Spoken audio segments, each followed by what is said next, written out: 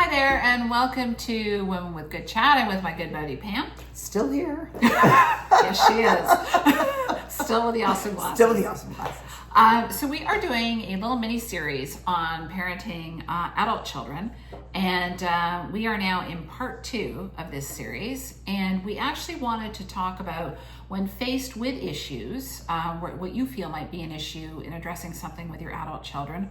Where do you go? What do you do? And what would be your natural go-to? Right. So I think, one of the big premises of our show is that at this point in our life, our girlfriends are a really, really important source of our support, working through things, sharing things, understanding each other, right? So usually my answer to a question like this is, okay, you've got an issue with something, where would you go? My first answer would be, well, I'd ask my girlfriends. But this is hard. Talking about your adult children is hard, even with people you care about, even with people you trust that you've known for a long time, right? For many reasons. First of all, it is probably, certainly for me, the most deeply personal issue that I deal with, right? So my objectivity on this is really low, to say the least. It's very low. But also because my children have their own lives and they're adults and they have a right to privacy. Yeah. So inevitably to talk about issues I may be dealing with involves talking about them and talking about things that's going on with them. So I think for both of those reasons, it's very difficult. Oh, absolutely. And as we were just discussing between episodes, the personal attachment you have to your kids in terms of how they're progressing, what they're doing, what they're dealing with, nothing's really changed from the time they were 2 till when they're 32. Mm-hmm. Yes. And that is, there's some stigma attached to all sorts of these things. And sometimes even our closest friends lose sight of what could kind of hurt our feelings, or the best way to approach it when we're talking about the ultimate personal issue, which is discussing your offspring or your dogs, whatever you're parenting. Could be either or both. Either or both. Yeah. So where do you go? What do you do? And of course, Google, ChatGPT, whatever you're fancy. You can look stuff up. I think not giving up, making sure that you kind of look at things from every angle, maybe before you approach some issues. Yeah, I think that's right. I think as with most things, it's a good idea to get a wide variety of opinions on it. I think also it would be a great thing to be able to find a role model for this, right? So, but I think in our first episode, the main kind of idea with that is part of the problem I think we are struggling with this. We have a lot of questions about this, is most of us don't have the role models that we would like to have in parenting our adult children. The role models we had with our parents, etc., are just, those aren't going to work for us. Their view of this isn't going to work for us. So where do we go to find those role models? And I don't know if I know the answer to that. Okay, well, I'm going to ask you something. You don't have to answer if you don't want to. But we're shooting from the hip here, as we always do on Women with Good Chat. I'm scared. Okay. Bit scared. But if your brother lived in Ontario, do you, because I know you guys have you have a tight relationship, and you've been kind of even growing that relationship over the last years, which I absolutely adore. And he sounds like a solid dude. Would you go to him for advice? Would you send your kids to him? I certainly would. But I would say that my brother and I are very, very different people. Right. So I think the benefit of asking my brother or sending my kids to my brother would really be because his approach would likely be different than mine. Right? It would be thoughtful, intelligent, well-reasoned, but it would be different. So I think that's actually an interesting point, in that he would be someone I would think of, okay, I would like that perspective, a perspective from a person who sees the world differently than me, right? And then also perhaps some perspective from people who see the world a lot like me, right? But I think that's what you're saying, a kind of a composite. Right? Yes, absolutely. So you get the different approach.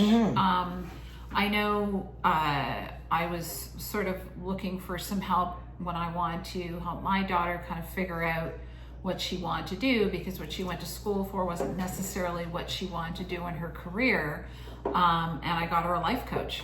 Right. And, yes, absolutely. And again, Yep. that's a whole other kettle of fish, trust Right. me, trying to find the right life coach. Yes, yep. I interviewed a lot Yep, of life absolutely. coaches who did not have very good social skills, which I thought was hilarious. You're a life coach. You're a life coach. You should be able to talk to somebody. That's Anyway, that's a small Right. thing that I did, and we don't want to provide resources or No, anything. no. But I mean, that's, you know, it's, do you call in an aunt or an uncle? Well, Do that's, you know? yes, absolutely. And I think for me, I think I've talked about this before. I'm very fortunate that in a group of friends with my book club, I have women in that group who are older than I am. Right? They're that much older than I am, right? They're 10, 12 years older. So they have been through a lot of what I am now going through. And they certainly would be people. And in the past, as a matter of fact, I have relied on one or two of them and asked them questions about, you know, what were they doing with their kids at this stage? How did they feel about it? And they've been a great resource. And I think because their children are that much older, they don't really know my children, right? That's the other thing. Right. There's a bit of I trust them very much because I know the women they are, but they don't know my kids and I don't know their kids.